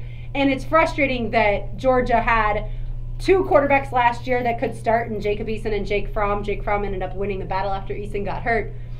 And now they have 2 quarterbacks yet again that can start in Jake Fromm and this brand new kid, Justin Fields. Fields had a recruiting battle, and Florida absolutely wanted him, but he decided to go to Georgia where his sister plays softball, and that's fine. But you would absolutely start at Florida. Look at this quarterback situation. It's a disaster, and you're going to probably be on the bench your freshman year. Why has Florida struggled in getting a quarterback? Yeah, I would think that they're one of the premier programs in the country that quarterbacks would be itching to go there and play. Well, Florida had a good quarterback in Will Grier, but the head coach at the time, Jim McElwain, decided to run him out after he had that run-in with PEDs. He went to GNC and, got some stuff that he necessarily was not allowed to take. And instead of embracing Grier going through a year sitting out, the rest of the season sitting out, McElwain decided that he didn't like his attitude and ran him out of town. So up until that, Florida just has missed on quarterback prospects. Since that, Florida hasn't developed the quarterback prospects. I believe I can win with my dog Clarabelle. That's correct. That is no longer Florida's head coach. Before that, Will Muschamp, defensive guy, didn't know what to do with a quarterback. Jim McElwain was an offensive guy, but didn't know what to do at all. By the way, I missed the pick that the Jaguars made. They're now on video. So I'm too busy talking about college football, but I'm sure somebody saw it. So tweet Blythe about it. Was the Florida kicker? No, it was not. What? I'm just kidding. Yeah, no, it was not. Frank Ragnow, the center for Arkansas, just went to the Vikings with the 30th pick, and I completely missed the Jaguars picked. But we'll find it out here shortly. All right, so that's Georgia. They've got another quarterback battle, and Georgia has fantastic wide receivers, regardless of which quarterback they go with. Terry Godwin, Mecole Hardman, and Riley Ridley. That name should sound familiar because that is Calvin Ridley's little brother, and he's bigger than Calvin Ridley. So Georgia is star-studded yet again offensively. Although Kirby Smart's a little bit worried about their secondary and defensive line. All right, to FSU.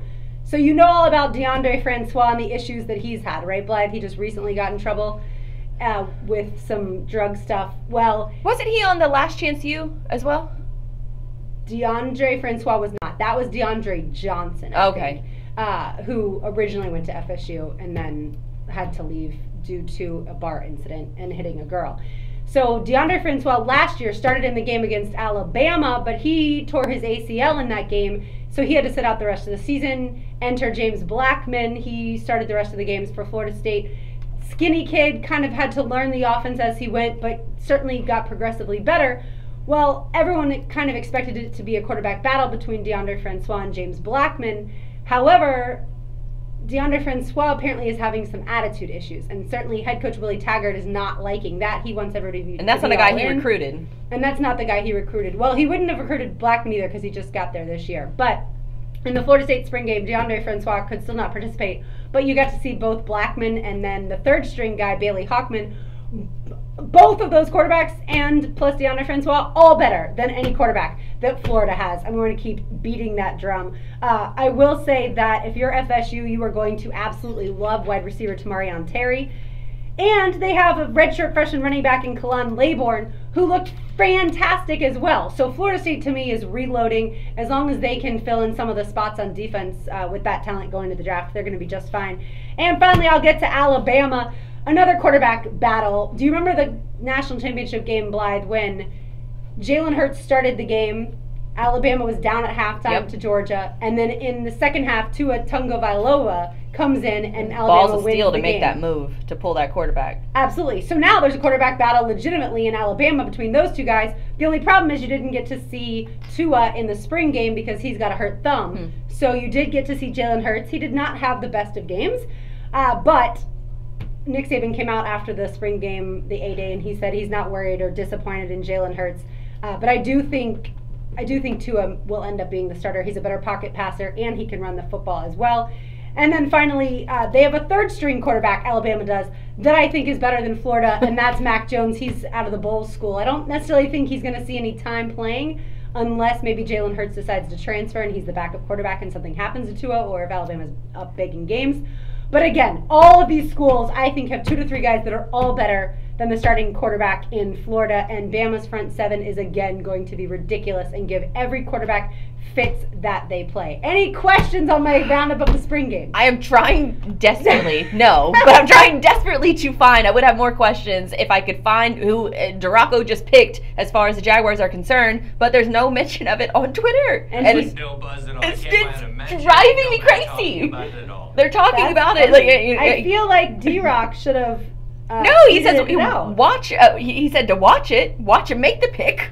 Now I want to know what he actually picked. Well, this is sheer drama is what this is. All right, real quick, when it comes to first dates, James Harden will not eat on a blind date because he's afraid of food getting in his beard. Obviously, this is the Rockets superstar. So, Blythe, that led you to ask the question, do you have any bad habits that you won't let out on the first date? I have what's called Aunt Jemima hair for most of the week. And what that is where I don't wash my hair for the majority of the week, 4 or 5 days, and I don't use any dry shampoo or anything at all. These are usually days when I'm locked inside and working on a computer. So what I'll do is I'll wrap my hair up, and then I'll put a wrap around my hair to get all of the flyaways and all the little baby hairs. I got to get them all just up and out of my face, off my neck, and so I wrap I won't let a guy see that for quite some time. And why do you do that? Just because you don't want to wash it? Because I don't want to wash it. It takes too much time. This is before I actually got a Brazilian blowout, and I got a Brazilian blowout for the first time ever, which is different from like a regular just blowout. This is like a chemically treated blowout. Keratin treatment. But I just recently got that done, and now it's so much easier to blow dry my hair. So I found myself doing it more often. So I don't have quite as many Aunt Jemima hairs. Tyler, can you picture Blythe with this Aunt Jemima hair? I can't. I'd like to see it. Do you have a picture? Well, no. Why would I take a picture of this? But it usually on Tuesdays is like my hair wash day because I know I'm going to be in here. I know I'm going to be live streaming and all that good stuff. So this is usually the day that it's on Mondays. It's when I usually have the bad hair. Well, mine pales in comparison to that. I just wouldn't order too many drinks on the first date. That's the only thing. Like, if once you're comfortable with somebody, you order, 2 to 3 drinks. Fine, no big deal. But on the first date, you never want, A, for me, I never wanted it to be too expensive. And B, I certainly never wanted to have too many drinks so that things, got either out of hand or I was saying things I shouldn't be saying, which can happen. So I just wouldn't order too many drinks. I'd have like 1, which is not usually my style. Normally, if I'm going to go out to dinner, I have 2 glasses of wine, usually, sometimes 3. So see, I have a couple to ease the nerves. Yeah, I see that. I just that I don't know why. It was always and truth be told, I like more expensive wine than like the cheap house wine. So I really didn't want the person paying, and I'm assuming, I guess, that the person's going to pay. But I never wanted them spending like the $20 on my drinks when I feel like that's kind of presumptuous for a first date. See, with me and a lot of the first dates that I've been on, I'll take a couple shots before I leave the house, like just to ease the nerves, get me feeling like not where I'm, because I'll get nervous and my hands will shake and I don't know what to say and I don't know why I get that way on sort of the first dates, but yeah, I definitely have to just sort of ease the tension, just take a quick shot of bourbon, and then I'm good to go. Well, speaking of date night, we'll come back and tell you our favorite places for date night here in town, and we will also give away tonight's Peterbrook chocolate heel and touch on men wearing sandals. That's all coming up next to us in Helmets and Heels, built by Dreamfinders Homes on 1010XL. Life is a contact sport. And ever since the damn Jaguar season, I've had this weird craving for bologna. And I can eat an entire pack of bologna, like Oscar Mayer bologna, straight out of the fridge, straight out of the package, no frying it, nothing. I can eat a whole pack in like a day. It's disgusting. Interesting. But that wouldn't affect a first date. No, but I damn sure wouldn't tell them about it for a long time. Oh, that you eat bologna? That I can eat a whole package of raw bologna in 24 hours? No. No. It's mildly disgusting. I'm trying to think if there's anything that I eat that I wouldn't have told. I'll lick steak sauce out of ramekins. That's another weird, but I don't care if anybody sees that. Because I just love steak sauce. I'm trying to think. I cannot find this stupid pic.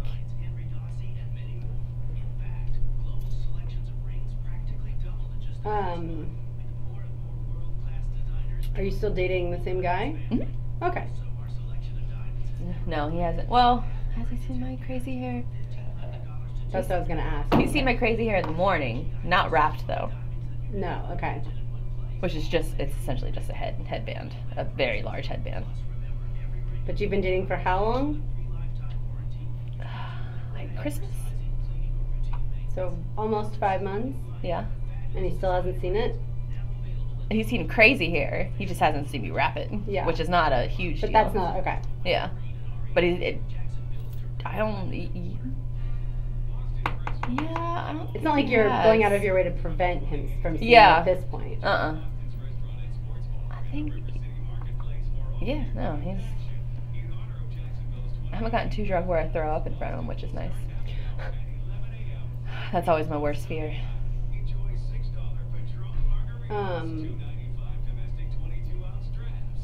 But I feel like, well, at least for me, I don't throw up anymore, so I can drink a lot, but I just don't throw up.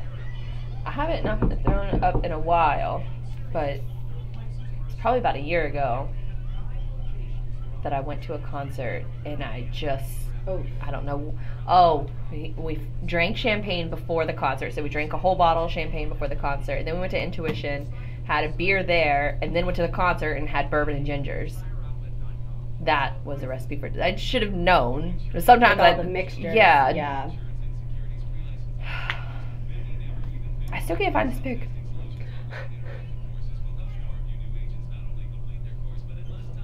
You should just tweet D-Rock. Who did you pick? Oh, he's probably mad at me. Still.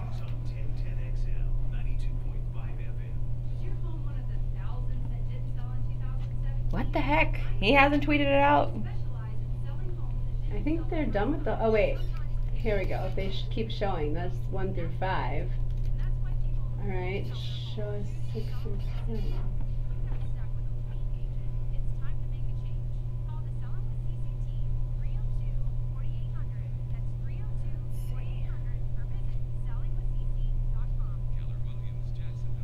did he pick? Somebody responded, great pick though. The fuck?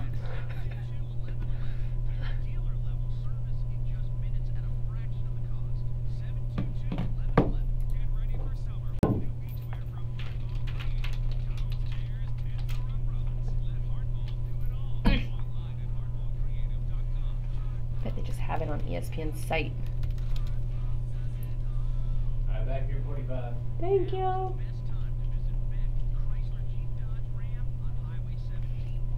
You see they freed Meek Mill today, and he's at the Sixers game?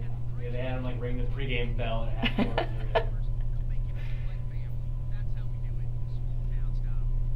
What the heck? Ah.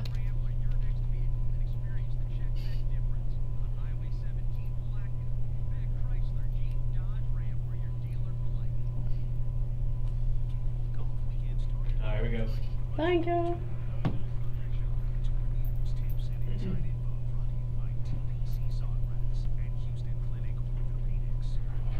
Wednesday morning on 1010XL.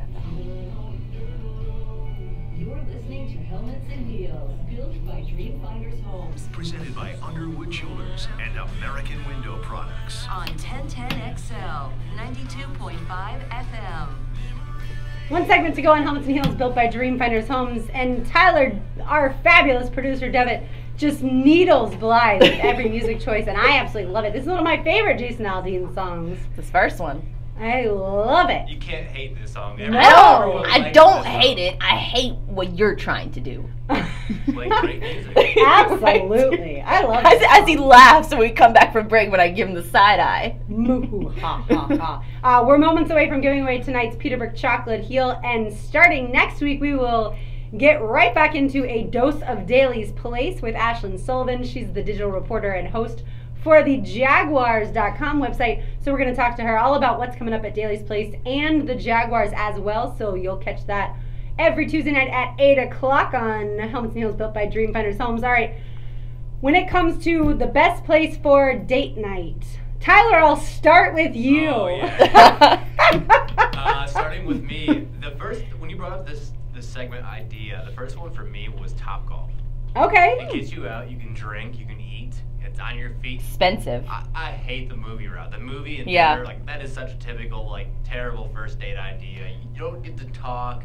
At least with Topgolf, you can, like, not focus on your date for a little bit if it's going so poorly. And you can evaluate her athleticism immediately. Exactly. Or help her and with vice her golf versa. swing. She can evaluate your You'll athleticism. be able to see if she can laugh at herself, you know, because I'm sure she's terrible at golf, just like I am. So it'd be a win all around. I thought that's What if she's way better than you? I don't care. I mean, Okay. Some guys would care about that. That's actually happened to me before. I was at Dave & Buster's and first date, and the guy that was there, he said, let's play some basketball. And I whooped his behind in basketball, and I ended up whooping his behind at a lot of different games, and he was not happy. Didn't handle it very well. He did not No handle it second very date? well. There were plenty of dates, but he was not happy. Wait, he actually went on another date with you? even though he was mad? I mean, he wanted to go on more dates, but the same guy who brought up the Tebow debate in the first No. date you had with him. no, the different guy. Different guy. All right, so Topgolf is an excellent submission. I like that one a lot. Blythe, what you got? I picked more like dinner spots because I do think that dinner is a great way to get to know somebody, especially over if you have a couple drinks to ease the nerves. Topgolf is a great suggestion too. I'm anti-movies on the first date just because you don't get to actually have a conversation with someone. Yeah. But definitely, as far as like restaurants are concerned, even like a place like River and Post, because they have that really great upstairs bar. They're where on my list to try, even though I haven't been there yet. it's so beautiful Because up on the rooftop. It's the best rooftop view in the city. So that would be my first choice. Excuse me. And So then River and Post number 1. River and Post number 1, and then I would also go with a little like Italian seafood restaurant in Neptune Beach called Mezza, and I really love that place. It's a really cute vibe. It's right along the beach, so if dinner's going really well, then you can take a little stroll down to the beach, talk some more. So that Up in the Lemon Bar. That too is also a good. I think that's a good spot to be also like kind of flexible, because if you can either go to Lemon Bar, you can go walk on the beach. There's an ice cream place around the corner. There's lots of different places that you can walk to within that radius. And Meza is just it's a very like underrated sort of hidden gem at the beaches. Yeah, by the way, they're putting in another new restaurant in that area where the old Owls was. Yeah. Where the kind of the second, I guess, ever Owls, the one in Atlantic Beach. They tore that down and there's a new building going there. It's going to be called Coop 303 Southern Bistro and Spirits, and it's still by the owner of Owls and Flying Iguana, and it's going to be more of like a kind of southern flavor cuisine. So I think it's going to be casual, but it's also going to have a rooftop. I just learned this recently and I was really excited. We don't get out usually to eat that often because Brian just cooks, and so why pay way more when you can eat at home? But when we do, I like to try stuff that he's not necessarily going to cook. We love going to Royal Palms, the wine and tapas bar. Yeah. Tyler, you've probably never been there, but it is fantastic. If you have a date coming up, you can get small plates, so that way it's not nearly as intimidating as far as the check is concerned. And you can also try different wines, and a lot of times they have wine specials, so you could maybe like split a bottle of wine or try a few different ones. And they have beer too. But that place is awesome, locally owned, and all the food is really fresh. So I love that place. And then that way too, you don't eat too much, which on the first date I think can be tricky. Yeah. And then I love Market 32 for like an upscale setting. It's right on the water. I've never been there. Oh, it's fantastic. That's Fresh one of those seafood. on the bucket list to go. Yeah, and as soon as dinner's over, especially if you time it right, you can walk out to the dock and watch the sunset. And so it's just got a really great vibe to it because it is nice, kind of and fancy, so you feel fancy, but it's not exorbitantly expensive, and it's right on the water, so I love that. Are all these places like a little too serious for like a first date idea? I feel like when I'm taking a girl on a first date, I want to go to like somewhere fun. Well, I think it depends. You know, if you have never met the person and it's completely like, say, a blind date, right, then I think sometimes, yeah, something more fun so you can kind of ease into it. But let's say like you've at least met the person before, then I think a more like dinner sit down can be a good way to get to know each other. And like, for example, Royal Palms is a very casual atmosphere. Mm-hmm. It's not at all like, oh, they're definitely on a first date type of deal. Taco Lou is another place that's very underrated. Really good tacos, really good prices, really strong drinks, and it's a great vibe sort of atmosphere. You have the inside, you have the outside. It has like more of a I don't want to say like candlelit vibe, just the lighting in the building, the decor is all really nice. Safe Harbor too, because they're right there on the water. Yeah. I always got to pump Safe Harbor's tires because they're just the best in the city. Well, and the only thing when it comes to certain places, I don't necessarily want the dinner to be noisy if you're, trying to get to know each other. And so certain places I feel like you can think off the top of your head, be like, okay, I'm crossing those out because the whole atmosphere, the place is really loud, and I don't want to have to be shouting over somebody. By the way, for my good friend Robbie who's listening, who works at Carrabba's, I was going to put Carrabba's on my list anyway, but after he sent me pictures of different food items, I'm definitely putting Carrabba's on my list, and they're always great, and they always provide us dinner during the J Fund Radiothon, so Carrabba's is awesome. Do you take a to-go box home on the first date? If you want to, absolutely. I've heard some people that they refuse to take a to-go box. Why? Why would you not if you've paid for or someone has paid for the It food? makes you, I've heard, and this is just, from other people, so it doesn't really matter, because I take a to-go box from everywhere. My parents' house, my grandparents' house, any kind of restaurant, an ice cream place, I don't care. I'm not wasting food. Ice cream? How do you take ice cream to go? Well, I did it with the Jaguars teal deals. It was the last day for them, and so I went around to like 4 different places. I went to Daly's place, I got my free sandwich, I got my free car wash, I went to Bono's, and used the teal deal there, and then where else did I go? I can't. There was another place in there too, but I also went to Dreamette, and they had 2 different. It was buy one get one free ice cream, and so Did you get it in a cone and then put it in your freezer? She put it in a bowl for me, and then I put that in the freezer, and then I ate the cinnamon toast crunch milkshake, which is phenomenal. Interesting. Phenomenal. So yeah, those are all of mine. Tyler, when you're ready for the Peterburg chocolate heel giveaway, you let me know. But let's get to, are you for or against men wearing sandals? Before we get to that, take it away.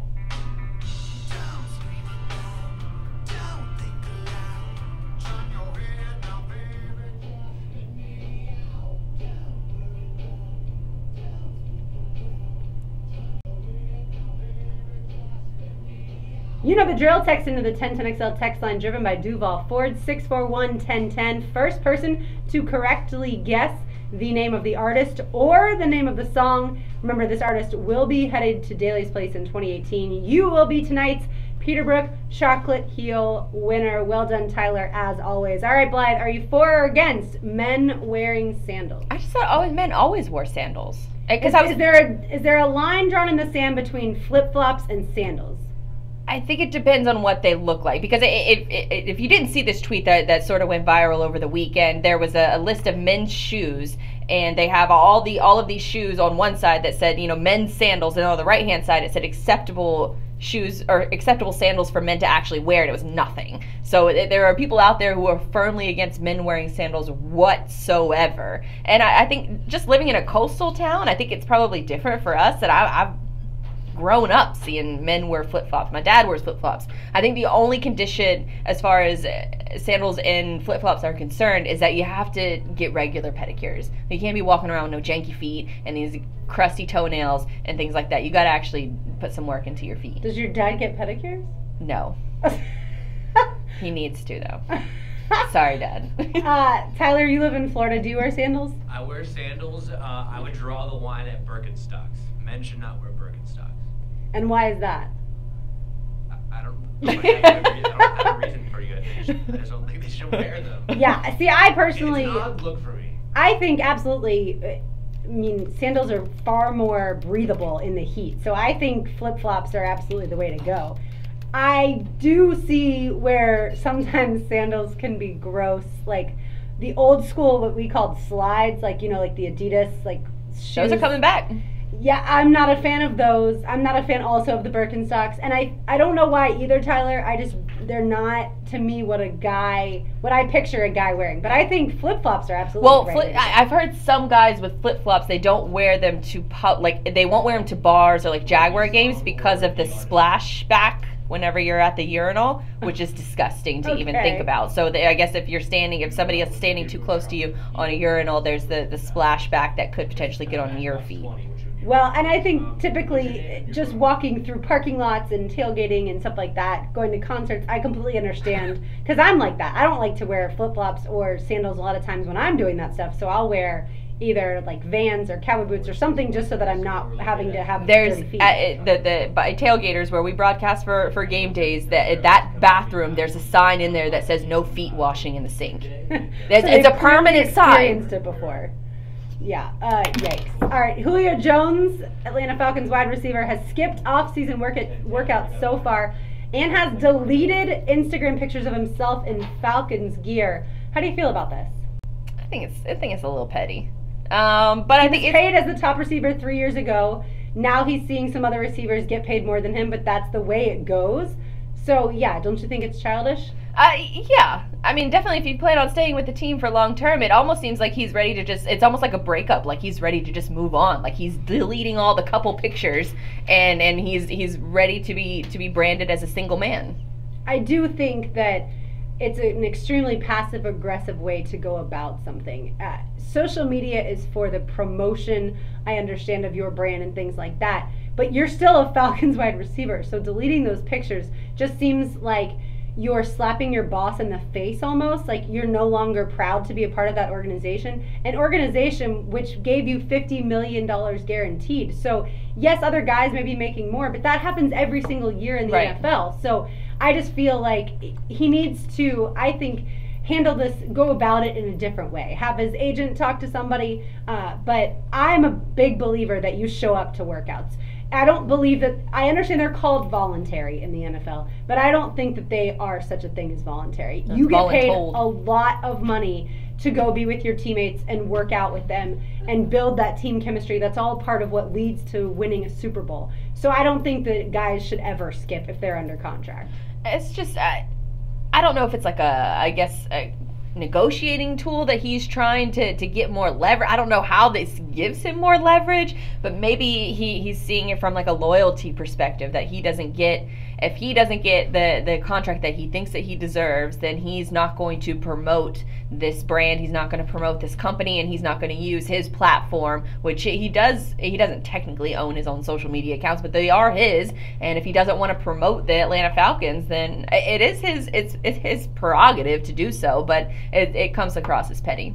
All right, and last thing I wanted to touch on, the Colorado Rockies tweeted out that they are extremely proud of Jenny Kavnar, who last night became among the first women to ever call play-by-play for a Major League broadcast, which is exciting, and they tweeted out a few pictures of the broadcast team. Well, then some angry person on Twitter... Egg profiles, I'm telling you. Yeah, with an egg profile who clearly just created this profile before he tweeted to the Rockies because he had 2 followers, no one following him, and this was really the first tweet he's ever tweeted. His name is Tom. He said, "These guys are terrible. Please do anything. Such a huge distraction to the game." And here was my favorite part of the story. The Rockies came back with, "Hi there, quote unquote, Tom. You created a new Twitter account entirely for the purpose of tweeting this.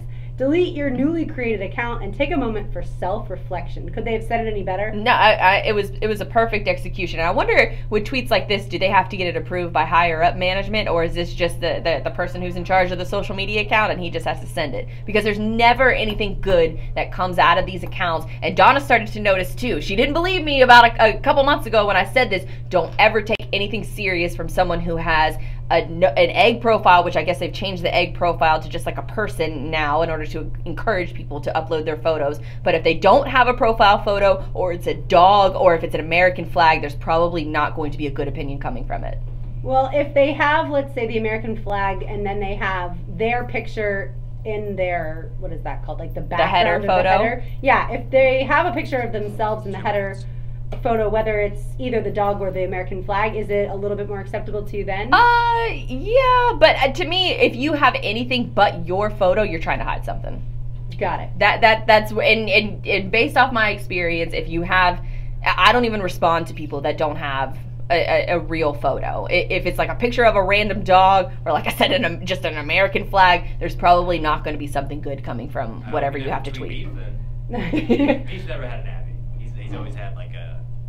Well, he has like a ice cream helmet or something, because that was Donna's point too. But the majority of the time, it's a bad opinion coming from those 3 types. Well, yeah, it's always creepy to me when the other person, far worse than the egg or the dog or the flag or what have you, is when they have a picture of you or someone you know in one of their pictures. That's when I'm like, whoa, no, you can't do that. That has to be a picture of you or your loved ones. Don't put a picture up of someone you have never met on your profile. That happened to Tyler. It sure did, because everybody wants to be Tyler. Thanks so much. Exactly. Thanks so much, Tyler, for all your good work tonight.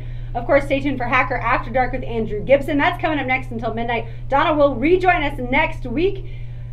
For Blythe Brumley, I'm Lauren Brooks. Enjoy the rest of your Tuesday night.